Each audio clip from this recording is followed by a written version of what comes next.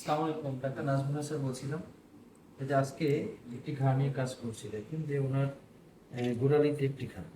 তো এই আমাদের যে নজরুল সাহেব, ওনার এই ঘাটা হচ্ছে হলো কি প্রায় 4 মাস পুরানো, তাই না নজরুল সাহেব? ঘায়ের বয়স তো 4 মাস হয়ে গেল।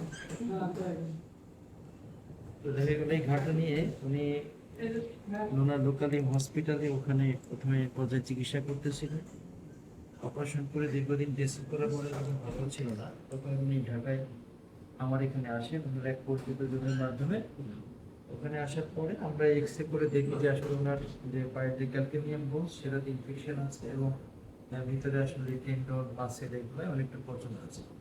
তো আমরা ওই পর্যায়ে ওনার অপারেশন করে ওনার পচা যে অংশ টেন্ডন মাসেল যা ছিল সবগুলো রিমুভ করি, হাড়ের কিছু অংশ পরিষ্কার করি।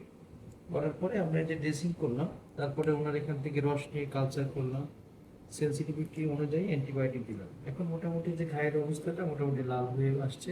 এখানে এই পাশে আছে ঘা, এই পাশেও আছে। তো আজকে আমরা ওনার এই ঘাটা বন্ধ করব।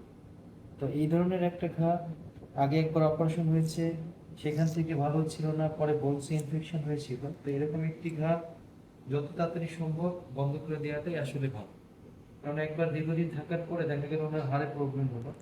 তো এবার আমরা যেটা করব, ওনার এই ঘায়ের কিছু অংশ যতটুকু পারা যায় সেলাই করে বন্ধ করব এবং বাকি জায়গাটাতে আমরা চামড়া লাগানো দেখব। তো নজরুল সাহেব আসলে অনেক ভয়ে পাচ্ছিলেন, সিদ্ধান্ত নিতে পারছিলেন না যে এই অপারেশনটা করবেন কিনা, চামড়া লাগাবেন কি। তো এই ধরনের পেশেন্টের ক্ষেত্রে যেটা প্রয়োজন, যে আমার ক্রনিক ইনফেকশন ছিল, হাড়ের প্রবলেম ছিল, এই ঘাটা এখন যেহেতু ভালো আছে, এটাকে যত দ্রুত এটাকে বন্ধ করে দেওয়া যায় সেটাই ওনার জন্য মঙ্গল। আর চামড়া লাগানো এটা আসলে বলবো যে এটা একটা নিরাপদ পদ্ধতি। এটা সারা পৃথিবীতে এই পদ্ধতিতেই ঘা পরিচর্যা করা হয়, বন্ধ করা হয়। তো উনি ভয় পাচ্ছিলেন যে আমার তো ডায়াবেটিস আছে, তো এরকম ঘা এক জায়গায় ঘা আছে আরেক জায়গায় ঘা হয়ে যায়।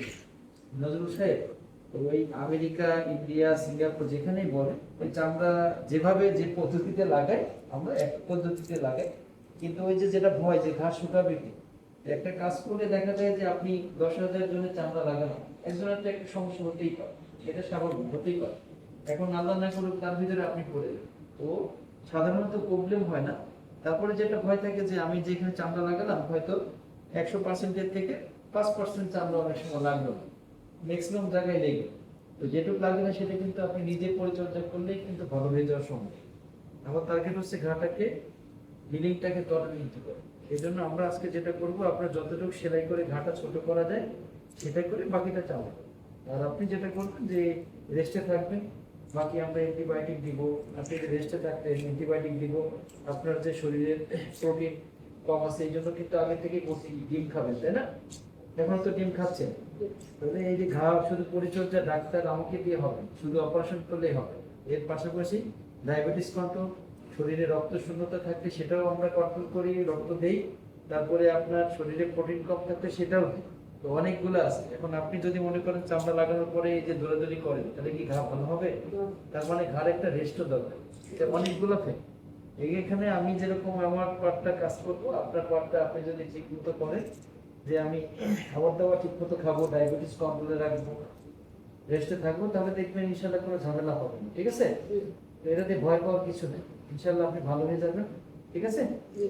তো এই যেটা আমার নজরুল সাহেবকে বলতেছিলাম, তো আপনাদের জন্য পরামর্শ যে এই চামড়া লাগানোর যে ব্যাপারটা, এটাতে ভয়ের কিছু নাই, এটা নিরাপদ একটা পদ্ধতি। আসলে যারা এটা নিয়ে করে অভ্যস্ত, যারা পারে তারাই করে থাকে, যিনি পারেন না তিনি করবেন না। হ্যাঁ, তো সবাই ভালো থাকবেন। আবার অন্য কোনো পেশেন্ট নিয়ে আপনাদের সাথে কথা বলবো। আসসালামু আলাইকুম।